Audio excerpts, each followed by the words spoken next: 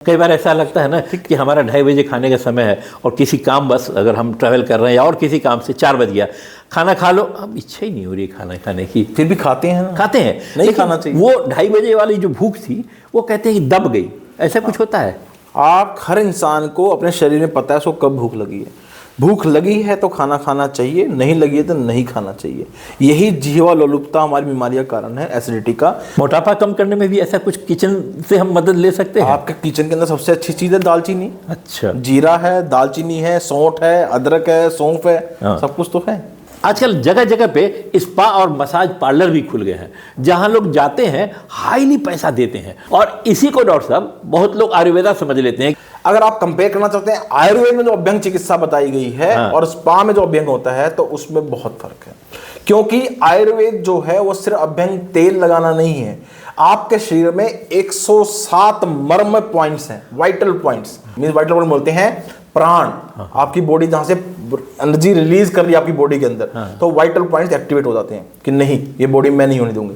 तो आयुर्वेद का अभ्यंग उन 107 पॉइंट को वेल एक्टिव स्टेट में रखता है। तो ये सबसे बड़ा फर्क है आयुर्वेद के अभ्यंग में और एक स्पा के अभ्यंग के अंदर, जो स्पा के अंदर कभी नहीं मिलेगा आपको। डॉक्टर साहब, आयुर्वेद में कहते हैं कि वात, पित्त और कफ, ये 3 चीजें इंपॉर्टेंट होती हैं। वात, पित्त, कफ सिर्फ और सिर्फ आपके शरीर के अंदर नहीं, इस पूरे ब्रह्मांड में है। आयुर्वेद में एक बोला गया है सृष्टि और पुरुष का समानता का सिद्धांत। जो कुछ इस सृष्टि में हो रहा है जी जी, वो सब कुछ आपके अंदर हो रहा है। डॉक्टर साहब, आजकल देख रहे हैं बच्चे बच्चियां, लड़के लड़कियां सभी जिम जा रहे हैं, और जिम जाकर के फिर इतने इतने बड़े डब्बे, कोई काले, कोई पीले, कोई लाल डब्बे, ऐसे बड़े बड़े, उनको कुछ पाउडर खिलाया जा रहा है, खाओ तुम्हारी बॉडी बन जाएगी। देखो, बहुत सारे बच्चों को जो जिम जा रहे हैं उनको यही नहीं पता जो वे प्रोटीन खाने, एक्चुअली वे प्रोटीन होता क्या है, वे प्रोटीन बनता कैसे है। जी, कोई लोग सोचते हैं पौधों से बन के आया है, कुछ लोग सोचते हैं इससे बन के आया है।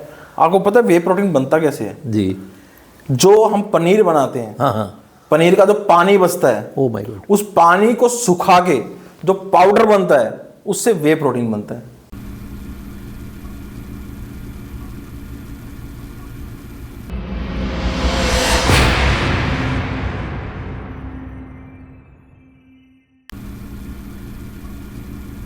नमस्कार, मैं तरुण चोपड़ा, रूट्स एंड बियॉन्ड में आपका स्वागत है। आज के हमारे अतिथि महोदय हैं डॉक्टर अमित वर्मा। डॉक्टर अमित वर्मा वृक्ष कल्प आयुर्वेदा के CEO और फाउंडर हैं। अगर आप थोड़ा भी आयुर्वेद से इंटरेस्ट रखते हैं, आयुर्वेद चिकित्सा को आप जानना चाहते हैं, तो इनके नाम से आप अछूते नहीं होंगे। खासकर दिल्ली NCR में डॉक्टर साहब पंचकर्मा में और आयुर्वेद में का महारत कहाँ तक है, ये कोई बताने की बात नहीं है, सूरज को दीप दिखाने वाली बात नहीं है। मैं ज़्यादा बात नहीं करूँगा इनके बारे में, खुद डॉक्टर साहब से पूछते हैं। डॉक्टर साहब, आप अपने बारे में कुछ बताएं। बहुत बहुत स्वागत है आपका मेरे इस चैनल पे। तरुण जी, जी, मेरा नाम डॉक्टर अमित वर्मा है और मैंने आयुर्वेद में MD किया है और मैं पिछले 16 वर्षों से जो है आयुर्वेद में प्रैक्टिस कर रहा हूँ। और हमारा जो हॉस्पिटल है, एक मालवीय नगर दिल्ली के अंदर है और एक फरीदाबाद सेक्टर 81 में है। और जो हमारे दोनों हॉस्पिटल हैं ये NABH एक्रीडेटेड है। अच्छा, तो हमारे पास जो भी फैसिलिटी, जो भी ट्रीटमेंट होता है, वो सब SOPs, प्रोटोकॉल और प्रॉपर स्टैंडर्डाइज तरीके से होता है। बहुत अच्छा। आयुर्वेद के सभी स्टैंडर्ड्स के साथ सभी तरह की डिसीज़ का ट्रीटमेंट हमारे यहाँ किया जाता है। और जहाँ मैं ट्रीटमेंट की बात करता हूँ, ट्रीटमेंट का बात सिर्फ और सिर्फ उनके सिम्टम्स को ख़त्म करना नहीं है। ट्रीटमेंट का अर्थ है हमारे यहाँ पर ये होता है आयुर्वेद में कि इस बीमारी को जड़ से ख़त्म करना है। जी। और जो हमारे दोनों हॉस्पिटल हैं वो CGHS के अंडर भी आते हैं। अच्छा। वो CAPF के अंडर भी आते हैं, वो ECHS के अंडर भी आते हैं, और वहाँ पर सब तरह की मेडिक्लेम की फैसिलिटी उपलब्ध होती है।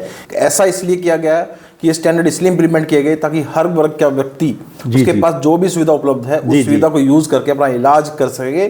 उसके इलाज के बीच में कभी भी ये बाधा ना आए कि उसके पास इस इलाज को कराने के लिए पैसा नहीं है। तो हमने हर कोशिश की है कि हर वर्ग का व्यक्ति आराम से आके वहाँ पर इलाज करवा सके। जी जी, डॉक्टर साहब, इसके कुछ लोग का ये भी मानना है कि आयुर्वेद में इलाज में समय लगता है, लेकिन ये नहीं है कि हमारी बीमारी को आपने कोई एक गोली खिला दी और बीमारी मेरी दब गई और मैं दौड़ने लगा कि भाई मैं तो ठीक हो गया, कल को फिर उसी बीमारी से झेल रहा हूँ। तो आयुर्वेद में मैंने जहाँ तक देखा है, पढ़ा है और सुना है कि इस तरह से ऐसा नहीं होता है। जो भी आप ट्रीटमेंट लेते हैं, पेशेंट का करते हैं, वो जड़ से ख़त्म करने की बात होती है।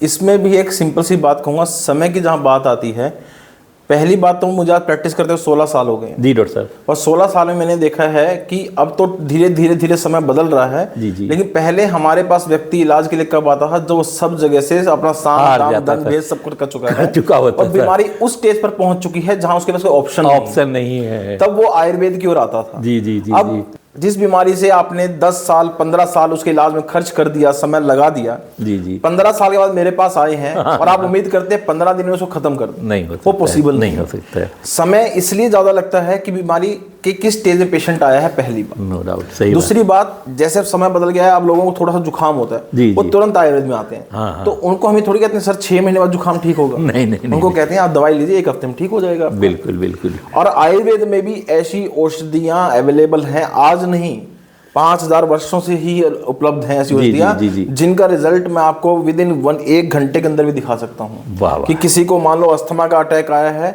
मैं 1 घंटे में उस अस्थमा के अटैक को शांत कर सकता हूं। आप जैसे नेबुलाइजेशन लेते हैं, आयुर्वेद में ऐसी औषधियां हैं कि बिना नेबुलाइजेशन के भी आप उस अस्थमा के अटैक को रोक सकते हैं। बहुत बढ़िया। आपके दर्द है, बहुत सीवियर पेन हो रहा है, सर दर्द हो रहा है, जोड़ों में दर्द हो रहा है, आयुर्वेद में भी ऐसी औषधि हैं, मैं खिलाऊंगा भी नहीं, सिर्फ लगाऊंगा, आपका आधे घंटे में दर्द शांत हो जाएगा। बहुत अच्छी बात है।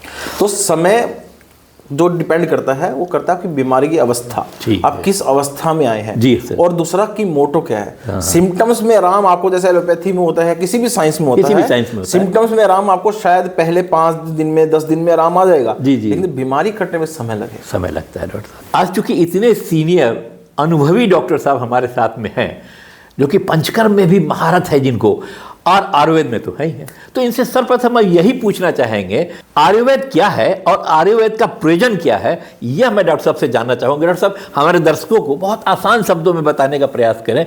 आयुर्वेद मीन्स आयु का वेद। Oh my God. जिस वेद के अंदर आयु का वर्णन किया गया है। ये संधि विच्छेद जो हम लोग बचपन में पढ़ते थे, आज हम जो भी कोशिश कर रहे हैं जी, हम दवाइयां खा रहे हैं जी, हम घूमने फिरने जा रहे हैं, जिम में जा रहे हैं, अपना हर प्रयत्न कर रहे हैं, सप्लीमेंट खा रहे हैं, किसके लिए? अपनी आयु के लिए। आयु के। और किसके लिए?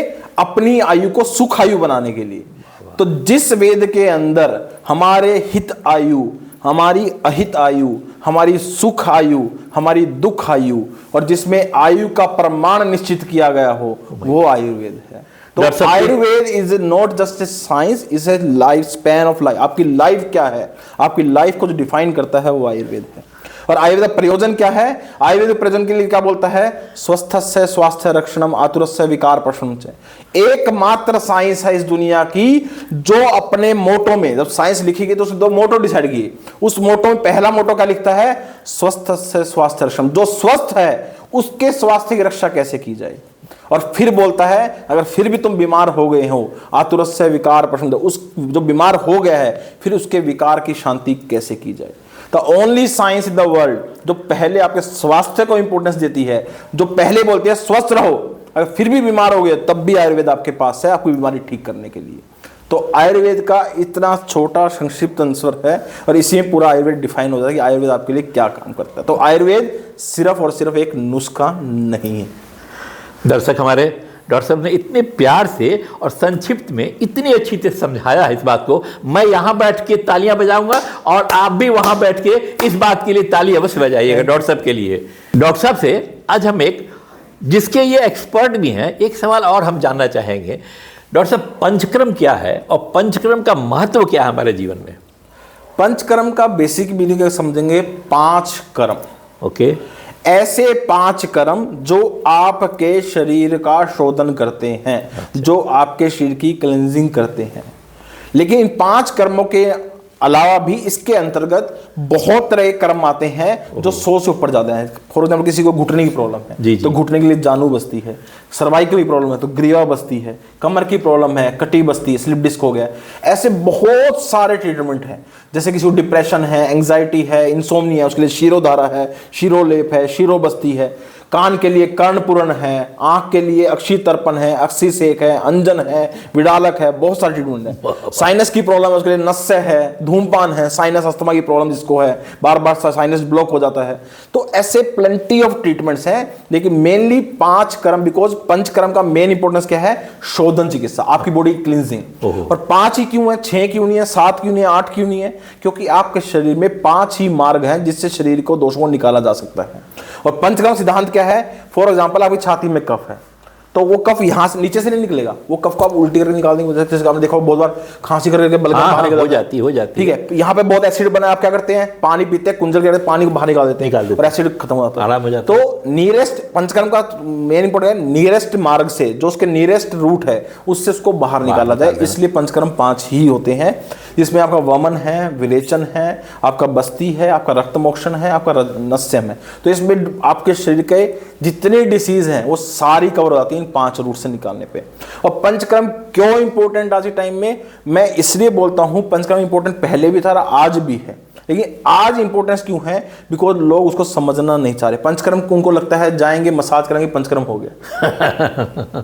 जो कि लोग कई बार टहलने जाते हैं, घूमने जाते हैं, हील्स और कहते हैं पंचकर्म करवा के आए। वो पंचकर्म है क्या है? मसाज एक पंचकर्म का छोटा सा पार्ट है। पंचकर्म में फॉर एग्जांपल जैसे आपके, मैं फिर उसी बात कर रहा हूं, जैसे आप गाड़ी लेते हैं, जी, आप रेगुलर सी सर्विस के लिए कराते हैं, बिल्कुल। क्यों करवाते हैं? मत करो। 20,000 किलोमीटर 30 के बाद करा लेना। आप 10,000 किलोमीटर होते पहुंच जाते हैं और आप लड़ भी लेते हैं उनसे जाके कि मेरे हो गए, आप क्यों नहीं कर रहे हैं? टाइम तो मुझे आज का ही दो, कल का टाइम नहीं मेरे पास। सही बात है, सही बात। तो हम अपने शरीर के लिए क्यों नहीं लड़ रहे हैं?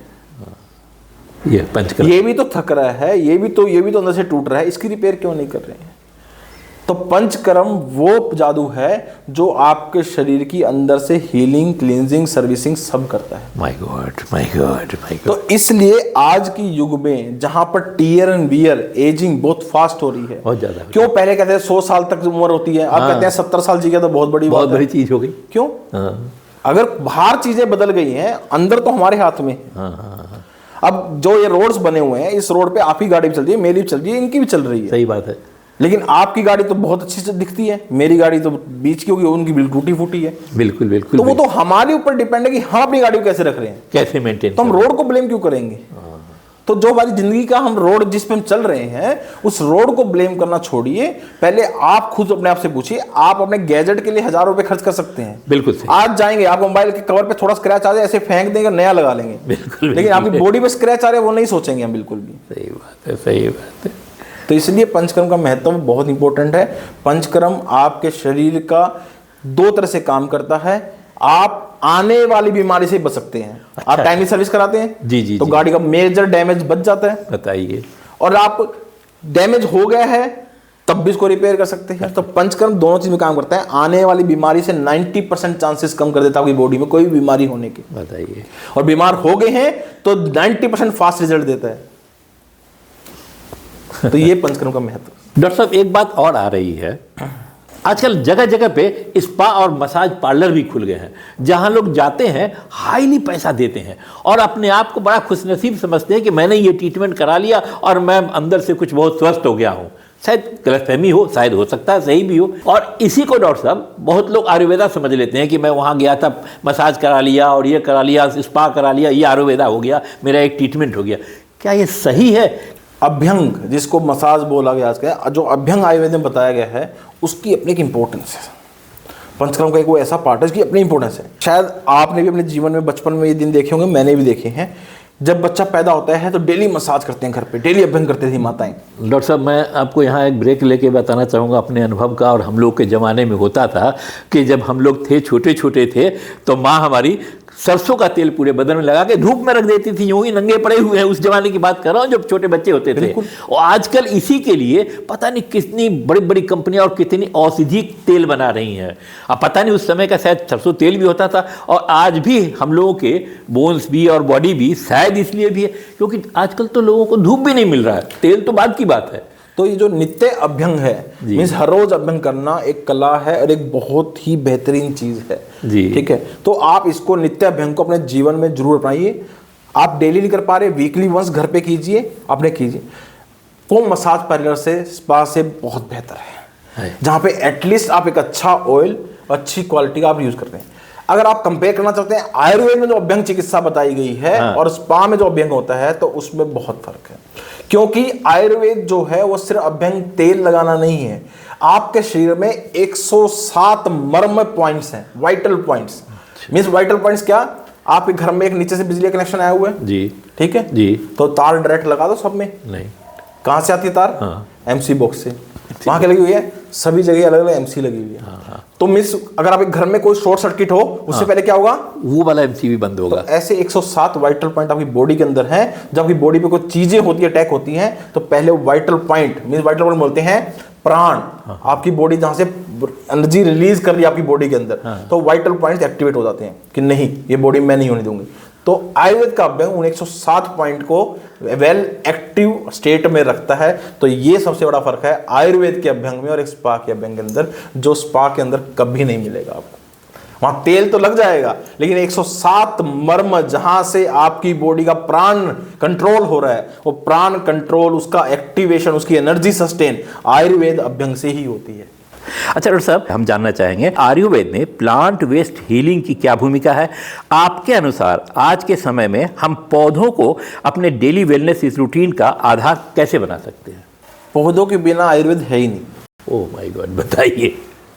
पौधों के बिना आयुर्वेद है ही नहीं। जी। आपकी जितनी जड़ी बूटियां हैं, औषधियां हैं, वो सब आपकी पौधों से तो आ रही हैं। अच्छा। आयुर्वेद में पौधों वाले द्रव्य भी हैं। आयुर्वेद में जांगम जो पशु, ये आपके एनिमल प्रोडक्ट्स हैं या उनसे बनने वाली औषधियां हैं, वो भी हैं। जी। भस्म भी हैं, पिष्टि भी हैं। लेकिन पौधों की महत्वता, जिसको हम काष्ठ औषधि बोलते हैं, जी। आयुर्वेद का 70% काष्ठ औषधि से ही बना है। अच्छा। कितनी सारी, हाँ, कोई भी है बोलिए, अर्जुन की छाल हम यूज करते हैं, तुलसी यूज करते हैं, एलोवेरा यूज करते हैं, हल्दी यूज करते हैं, करी पत्ता घर में यूज करते हैं। कितनी सारी औषधि द्रव्य है जो हम नॉर्मल, भूई आंवला यूज कर रहे हैं, पुनर्नवा यूज कर रहे हैं, भूई आंवला यहाँ भी आ गया, गोक्षुर यूज कर रहे हैं, काल मेघ यूज कर रहे हैं, सब पौधों से तो आया है। पौधों से आया है। मैं आपको यहाँ बैठे बैठे 100 से ऊपर द्रव्य गिना दूंगा जो सिर्फ पौधों से ही आए हैं।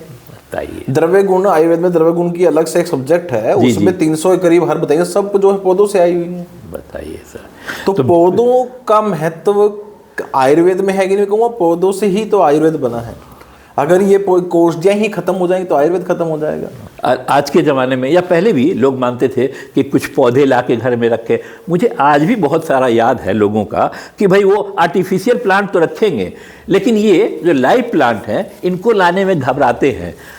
और भाई इनको क्या पानी डालना पड़ेगा, क्या इनकी देखरेख करनी पड़ेगी? लेकिन ये चीज़ें आपकी लाइफ में आयुर्वेद के अनुसार और भी कई विद्याएँ हैं, कितना फ़ायदा दे जाती है, जैसा अभी आपने बताया कि इसके आयुर्वेद में सर एक बात कही गई है कि अगर आप अच्छा भोजन खाते हैं जी तो आपको औषधि की क्या आवश्यकता है। सही बात है। और दूसरा कहा गया है अगर आप अच्छा भोजन नहीं खाते हैं तब भी आपको औषधि की क्या आवश्यकता है। सही बात है। तो आपका असली आयुर्वेद तो आपके घर के किचन से शुरू होता है। वो भी मैं आपसे बात करूंगा आगे, इसके बारे में आपसे विस्तार से हम जानकारी लेंगे। एक डॉक्टर साहब क्वेश्चन आता है कि पंचकर्म थेरेपी में कौन कौन से औषधिक पौधे, जड़ी बूटियां या तेल इस्तेमाल किए जाते हैं? कुछ संक्षेप में हमारे दर्शकों को आप बताएं, वो जानना चाहते हैं। तो पंचकर्म में बहुत सारे तेल होते हैं। अगर मैं भी उसको, मैं नॉर्मली अपनी प्रैक्टिस में लगभग 60-70 टाइप्स के ऑयल यूज करता हूँ। बताइए। जिसमें हम पंचकर्म सिर्फ ऐसा नहीं है कि हाँ आप जाइए किसी भी तेल से पंचकर्म करवाइए और हो जाएगा। नहीं। पूरी पंचकर्म की कल्पना और आयुर्वेद की कल्पना ही दो चीज़ों से होती है। आपको व्यक्ति के दोष देखने होते हैं जी। आपके उसकी व्यक्ति में जो व्याधि हुई है उसका स्थान देखना होता है और उसके लक्षण देखने होते हैं, उसके अनुसार द्रव्य सिलेक्ट होते हैं। अच्छा। जैसे फॉर एग्जांपल किसी को जोड़ में दर्द रहता है जी, तो आयुर्वेद में निर्गुंडी का तेल बताया गया। बिल्कुल। निर्गुंडी आप निकलिए यहाँ से, आप यहाँ से भी निकले, निर्गुंडी के पौधे लाइन से लगे हैं, लोगों को पहचान नहीं है बहुत सारे। आप यहाँ से निकलिए, एरंडी का पत्ता लाइन से लगा बहुत लगा हुआ है, लोग निकाल के भूई आंवला, अरंडी निकाल के लोग फेंक देते हैं। करी पत्ता को सिर्फ हम ये जानते हैं कि ये साहब ये थोड़ा सा करी पत्ता करी में पड़ता है, साउथ में खाया जाता है, और हम लोग गमलों में ला के लगा लेते हैं। इसकी तो बड़े बड़े दरख्त हो जाते हैं करी पत्ता को।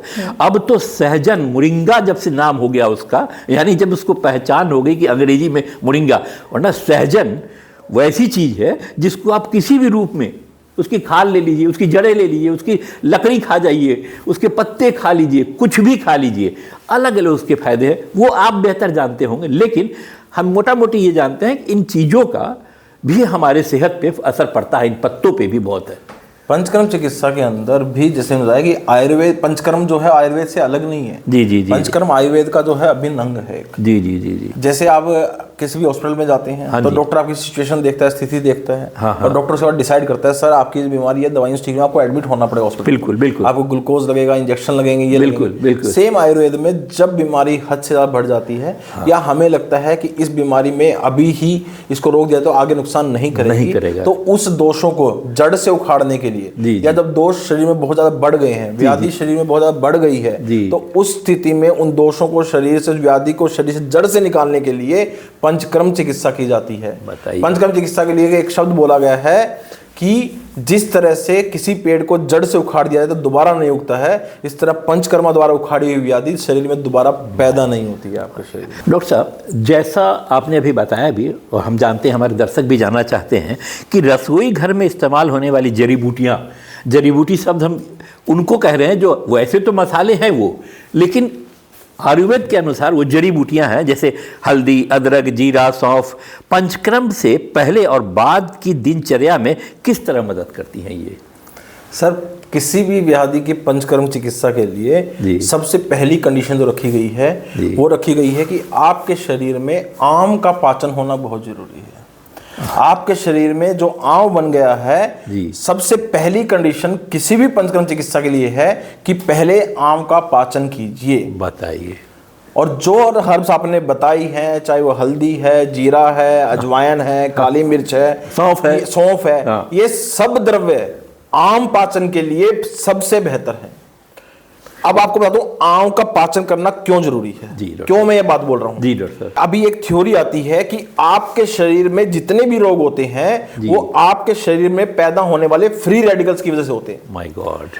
आपकी मशीन खराब क्यों होती है? जी जी। आपकी गाड़ी खराब क्यों होती है? जी जी। गाड़ी में जब गाड़ी चलाते हो उससे फ्री रेडिकल बनते हैं, कार्बन पैदा होता है, कार्बन गाड़ी में जमा हो जाता है, तो आप इसलिए सर्विस कराते हैं गाड़ी खराब ना हो जाए। हाँ जी, बिल्कुल बिल्कुल बिल्कुल, इसलिए करवाते हैं। जी जी जी। तो ऐसे जब आपकी शरीर का जो मशीन है जब वो चलता है तो उसमें फ्री रेडिकल पैदा होते हैं। बिल्कुल सर। तो उन फ्री रेडिकल जब शरीर में पैदा होते हैं, ये फ्री रेडिकल बहुत मात्रा में पैदा होने लगते हैं, यही आपके शरीर का आंव है। Oh my God. जो आपका अपच, जो शरीर नहीं पचा सका, जो शरीर में रह गया, वो आंव है। और यही आंव पड़ा हुआ एक विष की तरह आपके शरीर को हर रोज मारता है। जैसे आपने पुराने जमाने सुना होगा विष कन्या को पैदा किया जाता था। हाँ। विष कन्या कैसे पैदा, उसको हर रोज थोड़ा विष देते थे। तो आज हम अपने आप को एक विष कन्या की तरह बना रहे हैं। हर रोज जो विष पैदा हो रहा है हम इस विष को शरीर से निकाल ही नहीं रहे हैं। और जबकि इसका समाधान हमारे घर के किचन के अंदर है।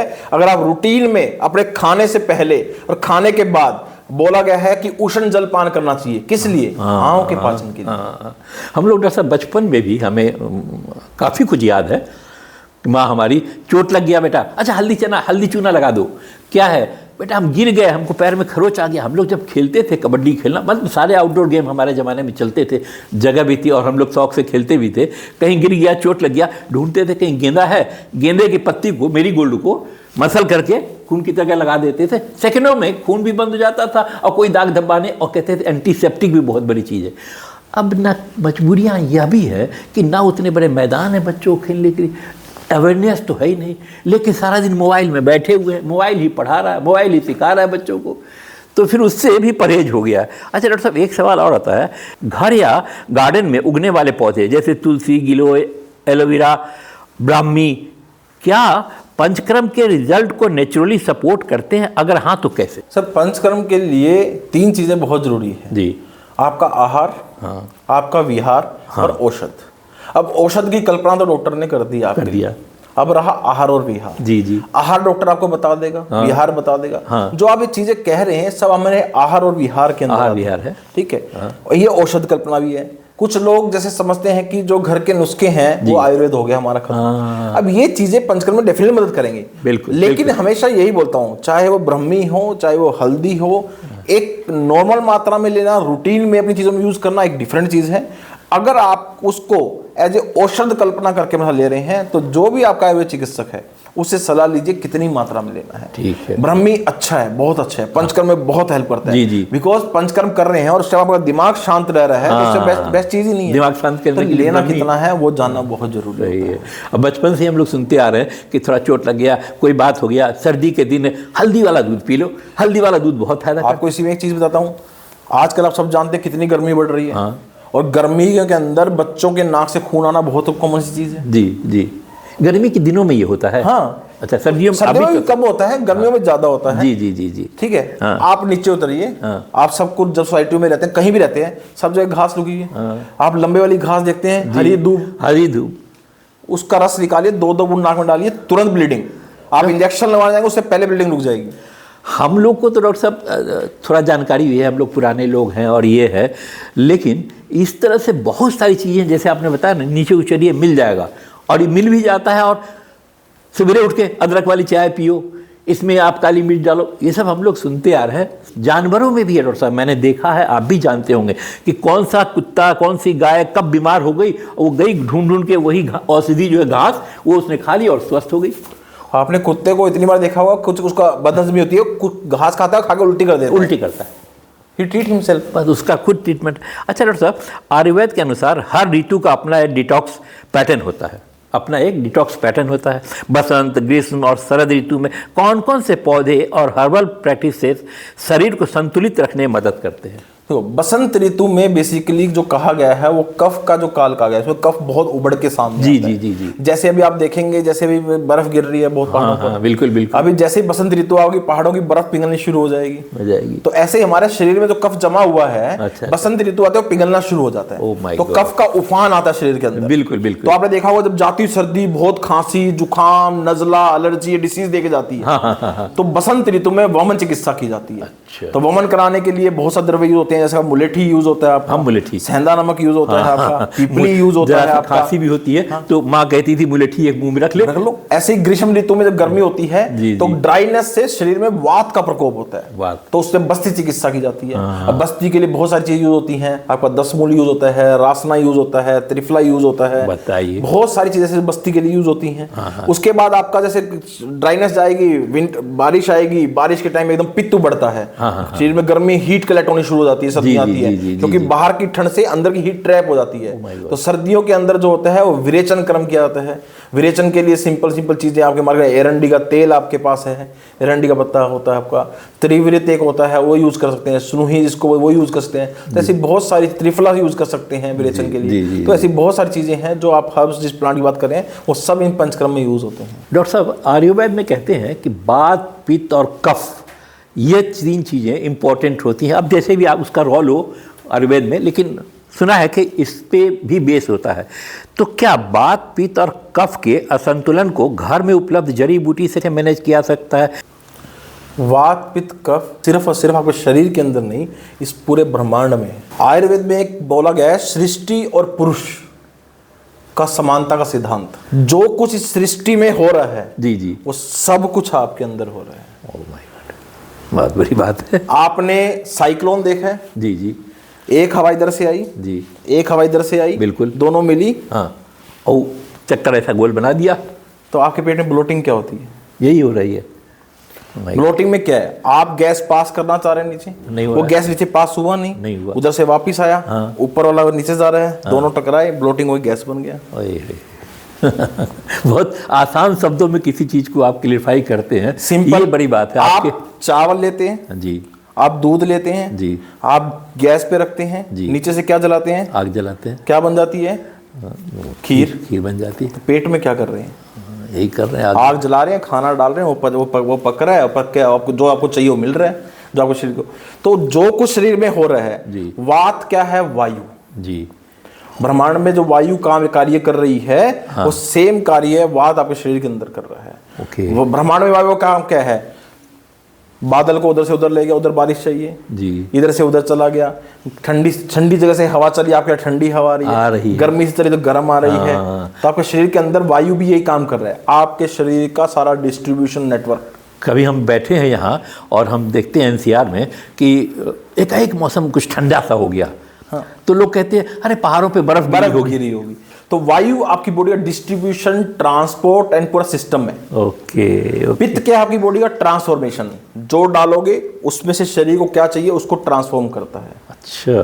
ठीक है, जैसे आप बाहर कर रहे हैं ट्रांसफर, जी। आपको जो खाना है, जैसा बिल्कुल। कफ क्या है? फाइनल प्रोडक्ट फॉर्मेशन, आपकी बॉडी का वो ओज, वो फाइनल एसेंस जो आपकी बॉडी को प्रोटेक्शन करता है। अच्छा। आपकी बॉडी का प्रोटेक्शन, आपकी बॉडी का इम्यूनिटी, आपकी बॉडी का ओज, आपकी बॉडी का प्राण, वो कफ है। जैसे आपके बाहर में जल है, जी, जल के बिना जीवन नहीं है, बिल्कुल नहीं तो है। कफ के बिना भी जीवन नहीं है। शुरुआत करने वालों के लिए 2-3 आसान प्लांट बेस्ड टिप्स कुछ बताया। जैसे आपको मौसम, जैसे हम मुझे कुछ स्पेशल नहीं बताना। हाँ। गर्मी का ऋतु आता है जी, बिल्कुल। तो हम क्या कहते हैं? जौ का सत्तू पीजिए।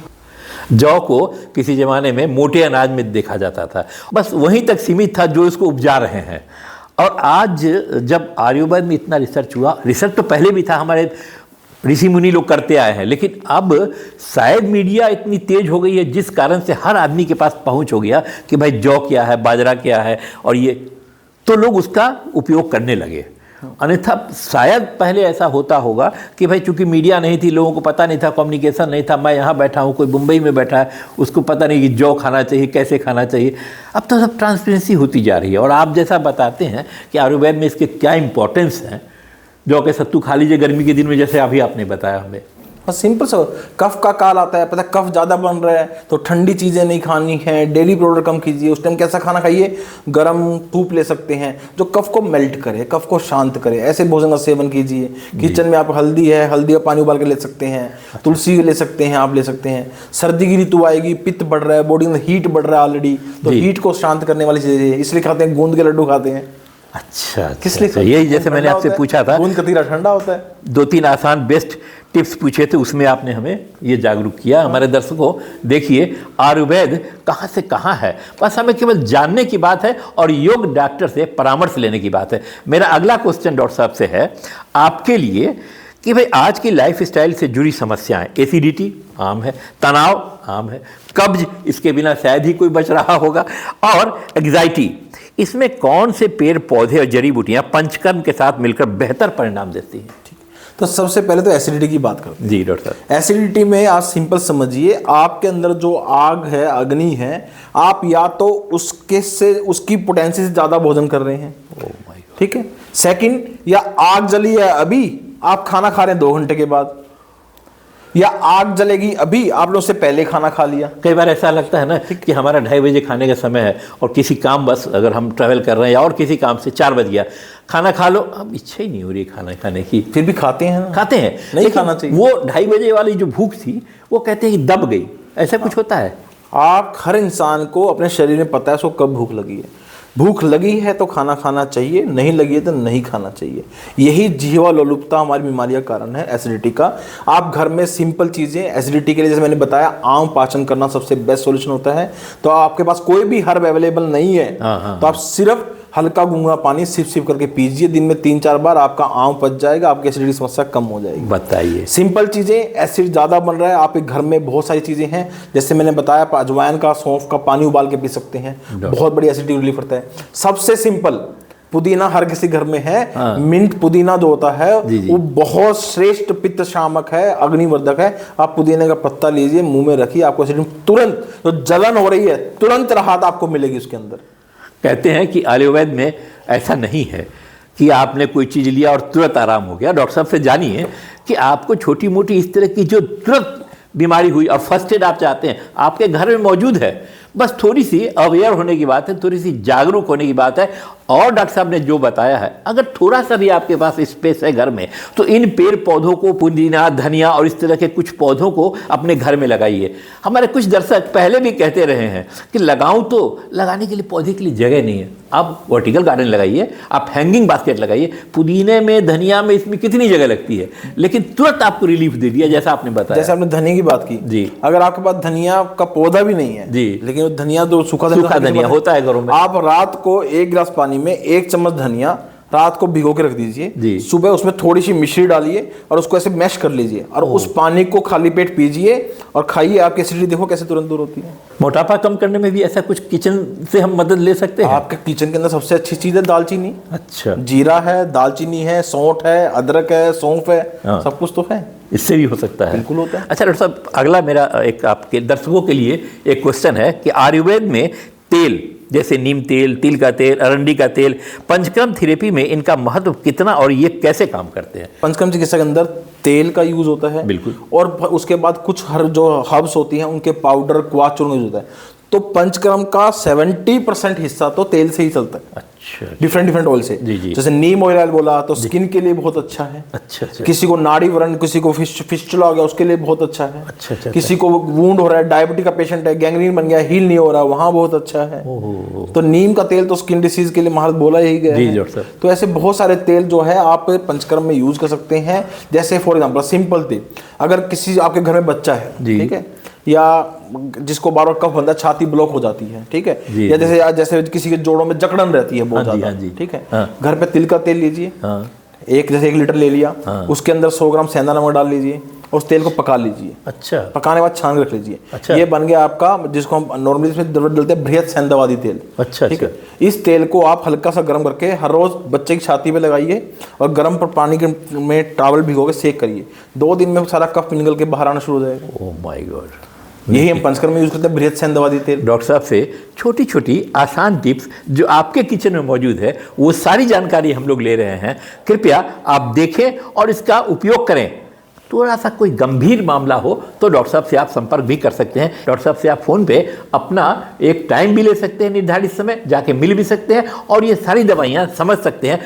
क्रॉनिक डिजीज़ में कुछ ऐसा, फर्स्ट एड के लिए तो डॉक्टर साहब ने सब आपको तुरंत बता दिया कि ये कीजिए, आपको तुरंत ही आराम होगा। मैं अपने अगले सवाल पे आता हूँ। डॉक्टर साहब, एक अगला सवाल है, हमारे कई दर्शकों ने भी मुझसे पहले पूछा है जानकारी के लिए, क्या कुछ ऐसी जड़ी बूटियाँ भी होती हैं जिसका गलत तरीके से इस्तेमाल नुकसान पहुंचा सकता है? आजकल लोग सेल्फ मेडिकेशन करते हैं, इसमें उन्हें कौन सी बातों का विशेष ध्यान रखना चाहिए? तो सबसे पहले मैं दर्शकों को ये बात जरूर बोलना चाहूंगा, कोई भी औषध द्रव्य है जी जी अपने आप प्रयोग करने लायक नहीं होता है। आप घर में बात करते हैं कि अदरक की, आप एक काम कीजिए, 10 दिन तक अदरक ज्यादा डाल के चाय पीजिए, आपको पाइल्स हो सकती है। मैंने यही बताया कि आप फर्स्ट एड के तरीके से तो जो बता रहे हैं साहब उसको यूज कर सकते हैं। सबसे पहले बताऊंगा कि आयुर्वेद को एक नुस्खा नहीं है। लोग आयुर्वेद को एक सिर्फ नुस्खा समझते हैं कि नुस्खा है और आयुर्वेद को अपना लीजिए, और ऑन काउंटर मेडिकेशन, दुकान पे जाएंगे, उसने अश्वगंधा खाया था मैं भी खा लेता हूँ। जी जी जी। अश्वगंधा ज्यादा खाने से प्रॉब्लम भी है। बहुत सारे फीमेल्स, छोटे बच्चे देखा अश्वगंधा खाता, अपने छोटे बच्चे को भी खिलाना चाहिए, नहीं खिलाना चाहिए। तो बहुत जरूरी है कि औषध की मात्रा का निर्णय करना और कौन सी औषध किसके लिए बनी है। और बाद में फिर लोग क्या बोलते हैं, आयुर्वेद की मेडिसिन गर्म होती है। अब आपको मान लो एसिडिटी की समस्या है, एसिडिटी अलग अलग तरह की है। जी जी जी। एक एसिडिटी होती है जिसमें बहुत सारी खट्टी डकारें आ रही हैं, एक एसिडिटी में बहुत जलन हो रही है। तो जिसमें जलन हो रही है, जैसे ऑलरेडी गर्मी बहुत है, तो आपको वहां पे कौन सी हर्ब खानी है? अब यहां पर आप कहोगे मैं यहां पर सौंठ का पानी उबाल के, शायद जलन बढ़ सकती है। लेकिन खट्टी डकार वाली जलन के अंदर, इसमें आंव बना हुआ है, ऊपर की ओर आ रहे तेजाब, वहां पे सौंठ का पानी जो है वो अद्भुत चमत्कार करेगा। तो इसलिए अपने वैद्य के, अपने चिकित्सक के परामर्श के बिना कोई भी आयुर्वेद औषध को लगातार यूज मत करें। जैसे सर ने कहा ठीक है, इमीडिएटली कुछ प्रॉब्लम होगी, आपके घर में पौधे हैं, आपके किचन में चीजें हैं, उनको यूज कीजिए एज एन उसका। बट अगर वो सिम्टम लगातार बना हुआ है, आपको 2 दिन 3 दिन 4 दिन जूझते हुए हो गए हैं, तो अपने चिकित्सक से सलाह लेना बिल्कुल मत भूलिए, क्योंकि यही आयुर्वेद फिर आपके लिए नुकसान का कारण भी बनेगा। कहते हैं ना, किसी जमाने में हमने पढ़ा था कि हमारे हिंदुस्तान में तो ये हालात है कि रेलवे में भी और बस में भी सब दवाइयाँ बिक रही हैं, और एक इतनी बातें वो बेचने वाला छोटी डब्बी लेके घूमता है बसों में और इतनी बातें बता देता है कि कोई ना कोई आपको क्लिक कर ही जाएगा कि ये तो मुझे होगा, पेट दर्द है आपको, कब्जियत है आपको, लूज मोशन हो रहा है आपको, सारी बातें बता देगा, फिर कहेगा ये गोली खाइए, जो कि कतई नहीं लेना। इसी बात के लिए मैं आपको एक चीज बता देता हूं कि अभी फिलहाल में मिनिस्ट्री ऑफ आयुष ने पूरा कैंपेन लॉन्च किया है, जिस कैंपेन में हम लगातार काम कर रहे हैं। जितने भी लोग किसी भी प्रोडक्ट को उठा के कुछ भी कह रहे हैं ये प्रोडक्ट लीजिए, इससे आपको ये बीमारी कट जाएगी, they are not recognised and registered doctors, उन सब के खिलाफ कार्रवाई हो रही है। और मिनिस्ट्री ऑफ आयुष इस पे स्ट्रिक्ट गाइडलाइन लॉन्च कर चुकी है कि अगर आप आयुर्वेद चिकित्सक नहीं हैं, आप किसी भी प्रोडक्ट को प्रमोट नहीं कर सकते, उसके बारे में आप ऑनलाइन इन्फ्लुएंसर नहीं बन सकते, नहीं उस प्रोडक्ट के बारे में बोल सकते हैं। और प्रॉपर गाइडलाइन इसके ऊपर आ चुकी है और एक्शन शुरू हो चुके हैं। सोशल मीडिया अकाउंट ब्लॉक्स होने लगे हैं और उनके ऊपर एफआईआर दर्ज होने लगी है। और इसी जगह बिकॉज लोगों का नुकसान हो रहा है, आयुर्वेद का नुकसान से बाद में है, लोगों का नुकसान हो रहा है। बिल्कुल बिल्कुल अवेयर होना है हमें, जागरूक होना है हमें। और कोई ऐसी बीमारी आपको लग रही है कि आपको रिपीट आ रहा है, रिपीट हो रहा है, अपने चिकित्सक से, आसपास जो भी चिकित्सक हों, जिस भी ज्ञान के हों, उनसे परामर्श के बगैर कोई दवा आप नहीं लेंगे। डॉक्टर साहब, एक और सवाल आता है कि आपके अनुभव में ऐसा कौन सा एक पौधा या जड़ी बूटी है जिसका प्रभाव पंचकर्म पेशेंट्स पर सबसे तेज और प्रभावशाली रूप में दिखाई देता है? तो पंचकर्म के लिए अगर पूर्व कर्म की बात करूं, पंचकर्म करने से पहले मैं मेरे घर की किचन को सबसे बेस्ट समझता हूँ। अच्छा। उसमें जो भी हर्ब्स आपके पास हैं, सबसे अच्छे की बात करूं तो सबसे बेस्ट और जो मेरा फेवरेट प्रोडक्ट है वो है आपका सौंठ। क्योंकि सौंठ के अंदर जो ताकत है उसकी ताकत आप जानते नहीं हैं। अच्छा अच्छा अच्छा। आप एक बार सौंठ का उबाला हुआ पानी लेना शुरू कीजिए, सिर्फ 15 दिन के लीजिए मेरे कहने से। अच्छा अच्छा। कोई बीमारी हो आपको, अच्छा, सिर्फ 15 दिन के लीजिए, सौंठ का उबाला हुआ पानी पीजिए। अच्छा डॉक्टर साहब, इसमें क्या मात्रा होनी चाहिए, इतना पानी या इतना? नॉर्मली देखो, अब घर में किसी का सौंठ का पाउडर होता है, किसी को कुछ होता है, पर नॉर्मली मैं कहता हूँ 1 गिलास पानी के अंदर आपको आधा चम्मच से और या 1/4 टीस्पून सौंठ का पाउडर डाल के उस पानी को उबालिए अच्छे से, और उसको सिप करके चाय की तरह पीना है, खाने से पहले सुबह शाम 2 टाइम। अच्छा। पंचकर्म के बाद की बात करूं मैं, पंचकर्म के बाद जो सबसे फेवरेट मेरा है वो है आंवला। क्योंकि आंवला के अंदर, आंवला को कंपेयर किया गया है कि सबसे ज्यादा कल्याणकारी है। कल्याणकारी आंवला का जो भी खाए, मुरब्बा मीठा मैं अवॉइड करने के लिए कहता हूँ। ठीक है। तो आंवला आप खाइए, वो रसायन के गुण देगा। और ये बोला गया है जो व्यक्ति 6 महीने, 3 महीने, 6 महीने, साल भर तक आंवले का सेवन करता है पंचकर्म के बाद, वो 100 वर्ष तक बिना किसी बीमारी के जीता है। भाई क्या बात है डॉक्टर साहब, बहुत बहुत शुक्रिया, ऐसी प्यारी सी जानकारी हमारे दर्शकों के लिए आपने दी। एक अगला सवाल आता है डॉक्टर साहब कि आजकल लोग डिटॉक्स जूस जो मार्केट में पैकेट में बहुत मिल रहा है और फैट क्लींस ट्रेंड फॉलो करते हैं, आयुर्वेद इस बारे में क्या कहता है? क्या प्लांट बेस्ड डिटॉक्स सच में साइंटिफिकली असरदार है या सिर्फ एक मिथ है? तो शोधन क्या है? अभी आप जो शोधन पंचकर्म के थ्रू हम करते हैं वो शोधन एक प्रॉपर प्रक्रिया होती है जी। लेकिन जो घर पे हम डिटॉक्स करते हैं, चाहे पौधों से करें, एलोवेरा लेके करें, कुछ भी करें, वो एक नित्य शोधन है। अच्छी हम डेली रूप में शोधन कर रहे हैं अपना, कुछ त्रिफला लेते हैं। तो ये जो नित्य शोधन की प्रक्रिया होती है, इसके लिए एक बात याद रखना है, ये एक लिमिट टाइम के लिए की जाती है। अच्छा। कुछ लोग 6-6 महीने तक कर रहे हैं, ऐसा नहीं कर। क्योंकि जैसे फॉर एग्जांपल कोई डाइट है, अभी मार्केट में कोई मार्केट में डाइट चल रही है, बोल दिया कि ये कीटो डाइट है, बुरा नहीं है, लेकिन कीटो डाइट का कुछ टारगेट है, उसको पेशेंट के अकॉर्डिंग 30 दिन, 60 दिन, 90 दिन, साल भर नहीं कर सकते आप, कि शरीर के लिए हर चीज जरूरी है। तो इसलिए जो ये प्लांट बेस्ड डिटॉक्स है ये बहुत फायदेमंद है, और यही हर्ब्स तो हम यूज कर रहे हैं। आप नित्य शोधन के रूप में, जैसे आपने 15 दिन तक डेली त्रिफला लिया रात, ठीक है, ओके, आप ले सकते हैं, ठीक है, आपने नित्य शोधन कर लिया अपना। ठीक है। आपने बोला कि मैं तो हर रोज सुबह उठ के जो है खाली पेट में एलोवेरा लूंगा, आप लीजिए, 15 दिन लीजिए, महीना लीजिए। तो आपको अपने शरीर को नोट करना है, हर शरीर के अकॉर्डिंग नित्य शोधन की मात्रा, नित्य शोधन के दिन अलग हो सकते हैं। तो अगर आपको उसमें कोई भी दिक्कत आ रही है, कोई लक्षण ऐसा आ रहा है, तो अपने डॉक्टर से संपर्क कीजिए। अदरवाइज हफ्ता 10 दिन 15 दिन करके आप उसको बॉडी को क्लीन कर सकते हैं। जैसे आपके पास व्हीकल है, गाड़ी है, गाड़ी आप भी तो साफ करते हैं ना? हाँ बिल्कुल करते हैं, लेकिन सर्विस के लिए मिस्त्री के पास जाते हैं। तो अब नॉर्मल क्लीनिंग तो आप भी करते रहते हैं ना? बहुत बड़ी बात है डॉक्टर साहब, ये आपने बताई। तो नॉर्मल क्लीनिंग आप करते रहते हैं। आसान शब्दों में हमारे दर्शक आप जान रहे हैं डॉक्टर साहब से कितने हंसमुख हैं और कितने आसान शब्दों में आपको सारी बातें बता रहे हैं, जिसमें कोई और सारी बातें आप बाद में ये ना कहिए कि हमें लॉजिक नहीं मिला इस बात का। देखिए डॉक्टर साहब कैसे एक एक पॉइंट को पकड़ के आपको समझाने की कोशिश कर रहे हैं। अब समझना तो आपका ही काम है ना, बेहतर तो आपको ही समझना है ना। डॉक्टर साहब आजकल देख रहे हैं बच्चे बच्चियाँ, लड़के लड़कियाँ सभी जिम जा रहे हैं, कम उम्र में जा रहे हैं, और जिम जा कर के फिर इतने इतने बड़े डब्बे, कोई काले, कोई पीले, कोई लाल डब्बे, ऐसे बड़े बड़े उनको कुछ पाउडर खिलाया जा रहा है कि जिम खाओ तुम्हारी बॉडी बन जाएगी और ये हो जाएगा। इस पर भी आप बता सकते हैं हमें क्या करना है? देखो, बहुत सारे बच्चों को जो जिम जा रहे हैं उनको यही नहीं पता जो वे प्रोटीन खाने, एक्चुअली वे प्रोटीन होता क्या है, वे प्रोटीन बनता कैसे है जी। कोई लोग सोचते हैं पौधों से बन के आया है, कुछ लोग सोचते हैं इससे बन के आया है। आपको पता है वे प्रोटीन बनता कैसे है? जी। जो हम पनीर बनाते हैं, हाँ, पनीर का जो पानी बचता है, ओ माय गॉड, उस पानी को सुखा के जो पाउडर बनता है उससे वे प्रोटीन बनता है।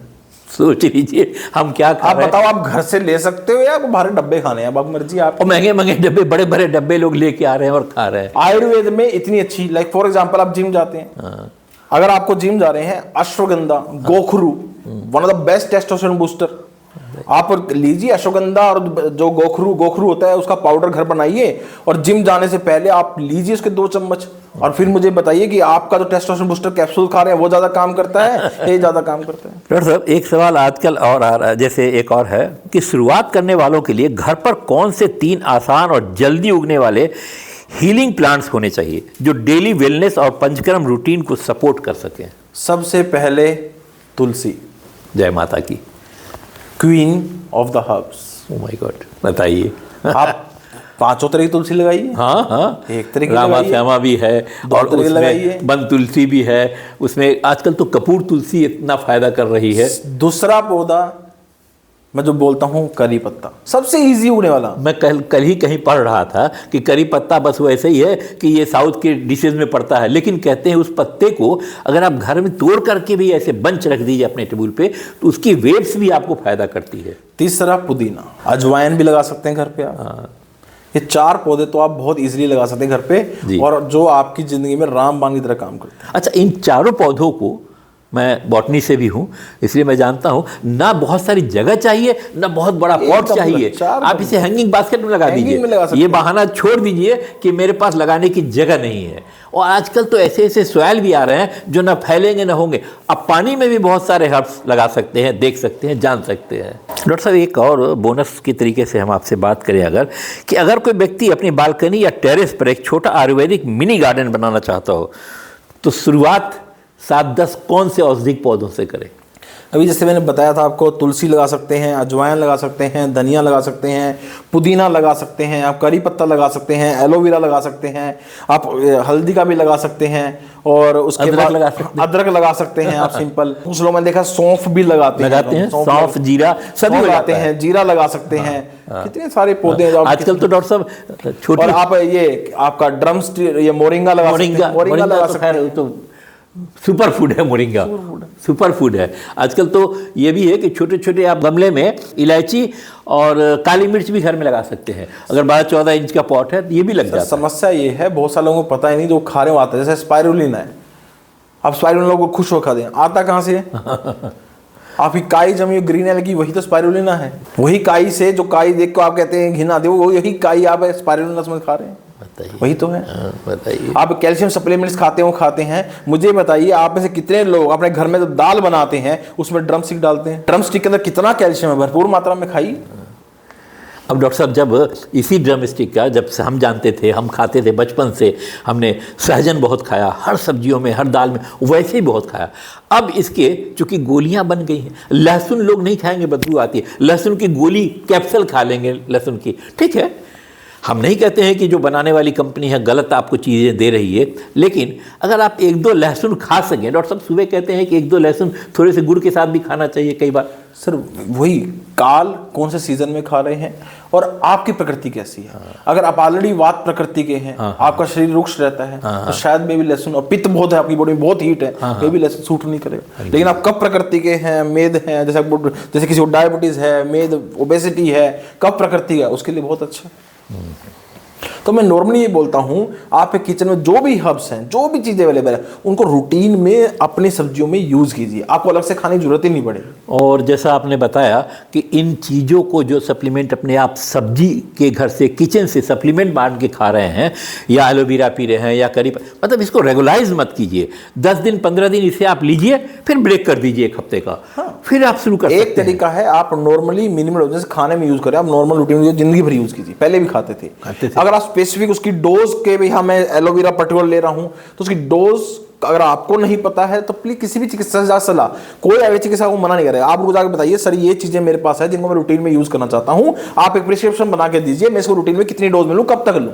अच्छा, अगर कोई आपसे फोन पे ऐसा भी पूछता है तो ऐसा भी आप परामर्श देंगे कि भाई मेरे पास ये है, अपना समय देखते हुए, क्योंकि आप व्यस्त रहते हैं, 2-2 हॉस्पिटल वहाँ भी है, कई पेशेंट आपके लाइन में लगे हुए हैं, उनके बाद थोड़ा बहुत किसी को अगर मेरे चैनल के माध्यम से भी आता है तो कृपया उसे आप इस बात का। बिल्कुल सर, आपने आयुर्वेद के लिए इतनी कोशिश की है तो मेरी कोशिश भी बनती है, किसी को भी सलाह चाहिए तो हम जरूर उनको सलाह देंगे। मेरी टीम ऑफ डॉक्टर है, उनकी सब हेल्प करेंगे। डॉक्टर साहब से आज हम एक ऐसी बात पूछ रहे हैं जो शायद हमारे देखने वाले हर दर्शक के दिल में क्यूरियोसिटी होगी, हर दर्शक जानता होगा, खासकर दिल्ली एनसीआर के बारे में। एक सवाल छोटा सा पूछ रहा हूं, जाइएगा कहीं मत, पूरा वीडियो देखिएगा, यही आपके फायदे का है। डॉक्टर साहब, आजकल एनसीआर में खासकर, वैसे तो पूरे ही हमारे देश में जगह जगह पे है ऐसा, प्रदूषण बहुत हो रहा है। ये प्रदूषण जो है इस तरीके से जानलेवा हो जा रहा है, कई बार लग रहा है कि ये फॉग है, लेकिन उसके बेस में अगर जाते हैं तो AQI इस तरह से ऊपर नीचे जा रहा है कि वो जानलेवा भी साबित हो जाता है कई बार। तो इसके बारे में भी आयुर्वेद में कुछ आप बताना चाहेंगे? सर, आयुर्वेद में सबसे पहले एक बात कही, उसके बोलना चाहूँगा जी। आयुर्वेद बोलता है स्वस्थ व्यक्ति कौन है, सबसे पहले कौन है जी। तो आयुर्वेद बोलता है जिसके सभी दोष सम अवस्था में हो, जिसकी अग्नि सम अवस्था में हो, जिसकी सारी धातुएं सम अवस्था में हो, और जो प्रॉपर टाइम पे अपने मल का निष्कासन करता हो, वो व्यक्ति स्वस्थ कहलाता है। तो आयुर्वेद सबसे पहले बोलता है कि कोई भी रोग आपके शरीर में तभी होता है जब आप उसको अलाउ कर। अब ये मेरी शिकायत नहीं है, मेरा क्वेश्चन है। पोल्यूशन आया, अभी स्मोक बढ़ा, फोग बढ़ गया, स्मोक हो गया, सबको पोल्यूशन पोल्यूशन पोल्यूशन दिख रहा है 2 महीने से। बाकी 10 महीने हमने क्या किया अपने आप को स्ट्रॉन्ग करने के लिए? कुछ नहीं किया। अगर हम नित्य अपनी लाइफस्टाइल के अंदर वो चीजें इंप्लीमेंट करें, योग को इंप्लीमेंट करें और सब चीज इंप्लीमेंट, और ऐसी डाइट खाएं जिससे हमारे लंग्स और साइनस कैविटी स्ट्रॉन्ग रहे, तो ये पोल्यूशन ठीक है। कोई बीमारी इतनी भयंकर, पोल्यूशन ज्यादा है, नुकसान करता है, लेकिन मैंने जैसे बोला कि अगर मैं इन चीजों को इंप्लीमेंट करके रखता हूं तो मैं 90% इसे स्मोक के इफेक्ट को अपनी बॉडी पे हार्म करने से रोक सकता हूं। तो प्रयत्न हमेशा एक लॉन्ग टाइम से आता है, एक लॉन्ग एफर्ट से आता है। अगर मैं अपने लंग्स को, उसकी वाइटल उसकी कैपेसिटी को, लंग्स की इन्फ्लेशन को, लंग्स के अंदर के म्यूकस को, सिक्रीशंस को इतना स्ट्रॉन्ग कर लूं कि ये इफेक्ट ही ना करे, तो आपको लगता है कि भगवान ने कभी जब ये हमारी बॉडी बनाई कि सोचा नहीं होगा हमारी लंग्स के अंदर पूरी म्यूकस मेम्ब्रेन की लेयर है। अच्छा। वही कफ हमें हमारे लंग्स को इंजरी से बचाता है। अब आप बताइए, आपको मैं अभी भेज देता हूं लेह लद्दाख मनाली पहाड़ों में, वहां तो बर्फ है और वहां बर्फ गिरी हुई है, टेम्परेचर -2 -3 है। वो -3 की हवा अगर आपके लंग्स में चली जाए तो आपके लंग्स जम जाने चाहिए, तो क्यों नहीं जमते? भगवान ने आपको साइनस कैविटी दी है। साइनस क्या है? हमारी बॉडी का AC। Oh my God. Sinus क्या है? AC। क्यों बोलते हैं घर वाले बचपन में जब मुंह से सांस लेते थे, नाक से सांस लो नहीं तो एक लगेगा? क्यों? क्योंकि जब हवा नाक से अंदर जाएगी उस साइनस में घूमेगी और उस साइनस उस हवा को तब अंदर लेके जाएंगे जब उसका टेम्परेचर 37 डिग्री सेल्सियस हो जाएगा, जो आपकी बॉडी का टेम्परेचर है। वो -2 की हवा नहीं जाएगी बॉडी के अंदर। कौन सी जाएगी? 37 की। अच्छा। साइनस उसको कन्वर्ट करेगा तब भेजेगा। तो ये साइनस आपका AC फिल्टर है, लेकिन पूरे जिंदगी हमें इन फिल्टर को उतना कैपेबल रखना है, इनकी शक्ति को वैसा ही रखना। वो कैसा आएगा? आप कीजिए, प्राणायाम कीजिए, अनुलोम विलोम कीजिए, कपालभाति कीजिए, डिफरेंट प्राणायाम कीजिए। बिल्कुल बिल्कुल। हम पूरे साल तो साइनस की कैविटी इनको स्ट्रॉन्ग करने कुछ करते नहीं है। अगर इसी पोल्यूशन के अंदर अगर हमारे साइनस प्रॉपर काम कर रहे हैं तो साइनस अंदर जो एयर भेजेगा प्रॉपर फिल्टर करके भेजेगा। आप घर पे कीजिए, डेली सुबह उठ के 2-2 बूंद नाक में बादाम रोगन तेल की डालिए, डीप ब्रीदिंग कीजिए, अपने साइनस को स्ट्रॉन्ग कीजिए, देखता हूँ पोल्यूशन क्या करेगा। डॉक्टर साहब, जाते जाते जो एक समय बीता है, एक सदी में ऐसा भी आया था, वो बीमारी जिसकी हम लोग कल्पना भी नहीं करेंगे और आगे के लिए तो कभी सोच नहीं सकते हैं सपने में। कोविड आया था एक, हमारे हम लोगों ने देखा है, शायद उसके बाद की जनरेशन जो आई हो ना देखा हो। वहाँ पर बड़े दवाइयाँ चली, घरों में लोगों ने इलाज किया, बाहर इलाज किया। आयुर्वेद में भी आपने इस तरह के उस पोजीशन में वहाँ पे कुछ पेशेंट्स का कैसा इलाज किया था और क्या किया आपने, और कैसे, एक छोटा सा थोड़ा सा दर्शकों को जागरूक करने के लिए? बहुत ही मेरे लिए गर्व की बात है और इस बारे में मेरा एक पॉडकास्ट भी हुआ था। हमने कोविड के अंदर 2000 प्लस फैमिलीज को पॉजिटिव आने के बाद without letting them to go to hospital हमने ठीक किया था। बहुत अच्छी बात है। हमने उन पेशेंट से कहाँ से मैं आज तक मिला भी नहीं हूँ, उनके फ़ोन आए, उनको दवाइयाँ हमने घर भिजवाई, सब कुछ किया। और आप मानेंगे नहीं, मात्र उस समय के अंदर वो दवाई का खर्चा, 14 दिन का टाइम जो गवर्नमेंट ने दिया था, 14 दिन की कंसल्टेशन, जो डेली डॉक्टर से कितनी बार भी बात करे पेशेंट क्योंकि घबराया हुआ था, जी 14 दिन की दवाइयाँ, भेजने का खर्च, ये सब मिला के हम सिर्फ 2000 रुपये लेते थे। तो कहने का निष्कर्ष ये है कि आयुर्वेद ने भी आपके उस तरह की दवाइयां हैं जो उस बड़े संकट को, बिल्कुल है, जो सपने में भी नहीं सोच सकता है कोई कि किसी के साथ। आज हम पेंडेमिक की बात करते हैं, ठीक है, पेंडेमिक हो, पेंडेमिक 5000 साल पूर्व लिखा हुआ आयुर्वेद के अंदर जनपद उद्वंस के ऊपर चैप्टर लिखा गया है। उस टाइम ही बोला गया था विकृत वायु, विकृत जल, विकृत भूमि, विकृत देश, इनसे पेंडेमिक होंगे। तो चिकित्सा नहीं लिखी होगी? बिल्कुल। आज से 5000 वर्ष पूर्व जो आयुर्वेद लिखा गया उसके ऊपर पेंडेमिक के पूरा चैप्टर है। उस टाइम भी बोला गया था जब इस संसार की वायु विकृत होगी। एयरबोर्न डिसीज था कोविड, यही है, विकृत वायु, यही। आपने खांसा वायरस विकृत वायु, तो बोला है ना, तो चिकित्सा ही बोली, पूरी चिकित्सा लिखी गई है जनपद वंश की। और वहां उस टाइम में लिखा गया है जनपद वंश होते ही सबसे पहले इनको अलग अलग कर दो, बताइए, लिखा गया। तो आज हमने डॉक्टर साहब से बहुत कुछ जाना आयुर्वेदिक के बारे में, बहुत कुछ ऐसी बातें जो शायद आपके किचन में, आपके घर में, आपके थोड़े से एफर्ट से अपने आप को आप स्वस्थ रख सकते हैं। आयुर्वेद में इतना कुछ जानने के बाद आप इसे प्रयोग में अवश्य लाइएगा। डॉक्टर साहब से अगर कुछ मिलना हो तो उनका फ़ोन नंबर जैसे मैंने पहले बताया फ्लैश कर रहा हूँ, आप संपर्क कर सकते हैं। डॉक्टर साहब का अपना एक यूट्यूब चैनल भी है, इसका भी मैं आपको लिंक डाल दूंगा, कृपया उसे अवश्य देखें। किसी तरह की कोई परेशानी हो, कोई बात हो, डॉक्टर साहब से संपर्क अवश्य करें और अपनी हजारों साल पुरानी जो प्रथा है आयुर्वेद की, उसका भरपूर आनंद लें, इलाज कराएं भरपूर और स्वस्थ हो। डॉक्टर साहब जाते जाते, डॉक्टर साहब आप हमारे दर्शकों को कुछ और कहना चाहेंगे? तो आप सबसे यही कहना चाहूँगा कि अगर आपको किसी भी तरह की कोई भी बीमारी है या किसी तरह की बीमारी के लिए सलाह लेना चाहते हैं, अगर आपको लगता है कि आपकी ज़िंदगी में कुछ चमत्कार हो सकता है या आप निराश हो गए हैं कि बीमारी से हार के थक हार गए हैं, तो एक बार वृक्ष कल्प आयुर्वेद एंड पंचकर्मा हॉस्पिटल जरूर आइए। आज मैं इनके माध्यम से आपको ये कहना चाहूँगा कि हम हर वो प्रयास करेंगे कि आपको अपना जीवन, आपकी आयु वापस कर सकें इस आयुर्वेद के द्वारा, इस पंचकर्म के द्वारा। लेकिन आपसे ज़्यादा एक गुजारिश करना चाहूँगा, कृपया करके कोई भी बीमारी बड़ी नहीं होती है। आप घर बैठ के नुस्खों से, चाहे वो आयुर्वेद के हों, पड़ोसी के बताए हुए हों, मम्मी के बताए हुए हों, उन नुस्खों से अपनी बीमारी को उस स्थिति में मत लेके आइए कि आपको कल उस बीमारी के लिए जी जान लगा के लड़ना पड़े। आपकी अर्थव्यवस्था भी खराब होती है, सब कुछ खराब होती है। तो किसी भी लक्षण को छोटा मत समझिए। अगर आपको कोई भी लक्षण है, आपने जो भी नुस्खा किया वो करने के बाद भी 7 दिन से ज्यादा हो गए हैं और लक्षण ऐसे कैसे बने हुए हैं, तो तुरंत अपने चिकित्सक से सलाह लीजिए और ये गलती मत कीजिए कि वो लक्षण एक बीमारी का रूप ले ले और आपको जिंदगी भर उसके लिए परेशान होना पड़े।